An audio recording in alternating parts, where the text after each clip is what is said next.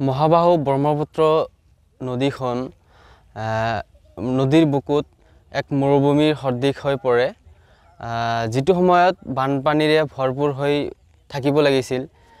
এতিয়া দেখিবলৈ পোৱা গৈছে যে মহাবাহু ব্ৰহ্মপুত্ৰৰ বুকুত মৰুভূমিৰ দৰে এক সদৃশ পৰিৱেশ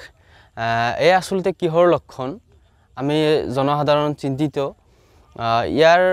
মৎস্যজীৱী কৃষিজীৱীসকলেও চিন্তিত লগতে স্কুলীয়া ছাত্ৰ-ছাত্ৰীৰ খুবেই অসুবিধা হৈছে যেটো মহাবাহু ব্ৰহ্মপুত্ৰৰ ওপৰেৰে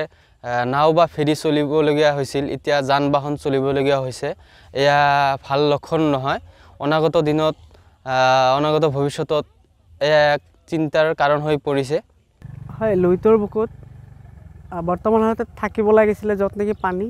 আৰু বৰ্তমান আছে তাত বালি এক মৰুভূমিৰ দৰে এক পৰিৱেশ হৈ উঠিছে আমাৰ এজন সচেতন যুৱক হিচাপে চিন্তিত হৈ পৰিছো ব্ৰহ্মপুত্ৰৰ